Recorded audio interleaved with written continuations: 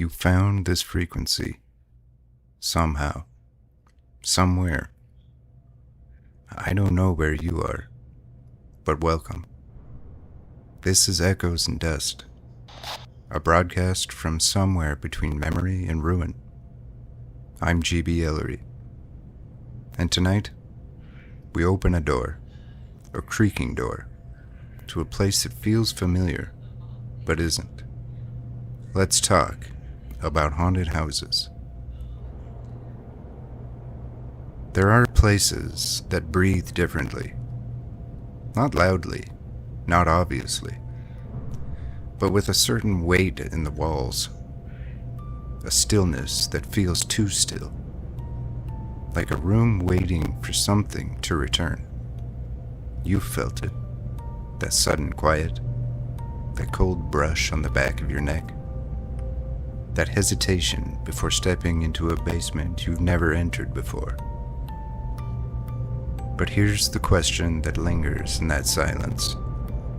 What makes a house feel haunted, even when there's no ghost at all?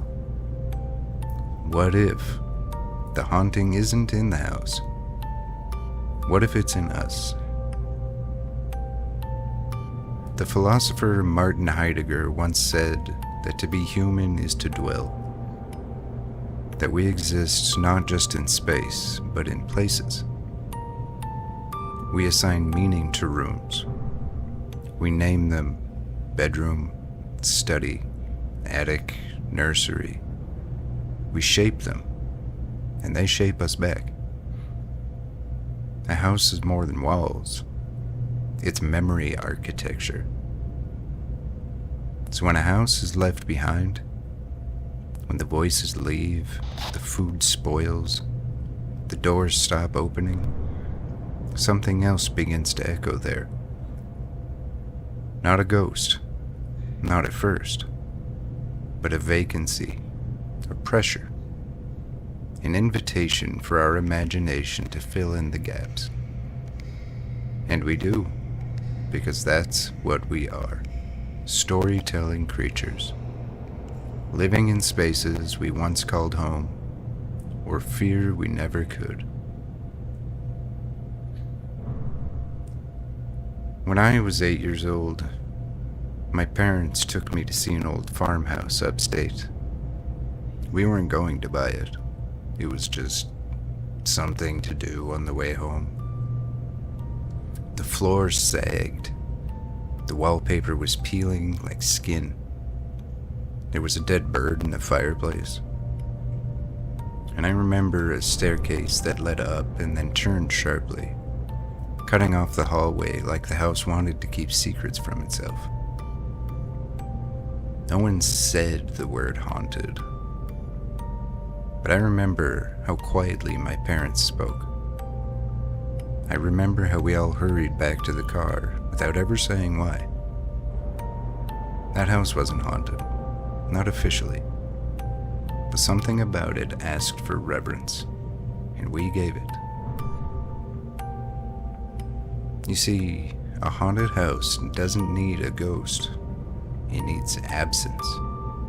A sense that something once lived here, and might still. It's a stage where life once played out, and now the curtain hangs torn, mid-scene. Let's consider this. A house becomes haunted when it's remembered, when its emptiness becomes noticed. What's left behind isn't always malevolent. Sometimes it's just residue. Grief, perhaps. Longing. Unspoken moments still clinging to the beams. And we, the living, are excellent receivers. We carry our own ghosts, and when we walk into an empty place, we project them onto the walls. Maybe that's the secret. Haunted houses don't trap spirits, they reflect them. Maybe they mirror back our grief, our wonder, our dread. They become vessels for memory that never quite had words. A kitchen where a child once laughed. A hallway where someone waited for a letter that never came.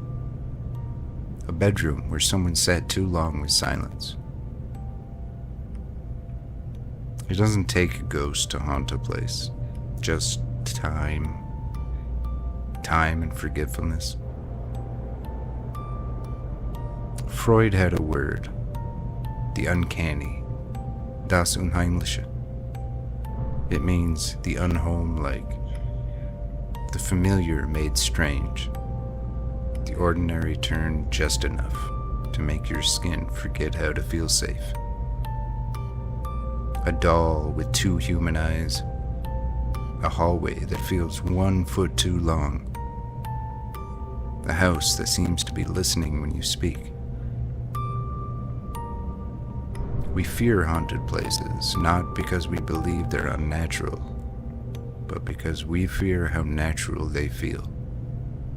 Like memory that isn't ours, like grief we didn't earn. There's something sacred about these spaces. Not evil, sacred.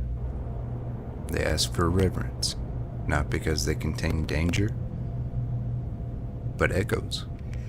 And echoes are fragile things. They only live if somebody's there to listen.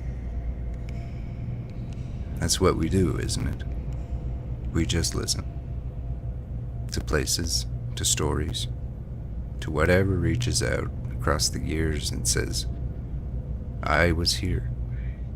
I mattered. Don't forget me. So, the next time you pass a broken window or see a house with ivy crawling through its bones, don't look away. Don't rush past it with your heart closed. Pause, even if it's just for a moment, because that place remembers something, and maybe it remembers you. Thank you for being here. Thank you for listening to The Silence with me. New transmissions arrive when they can. Until then, stay strange, stay listening, and don't be afraid of the house at the end of the road.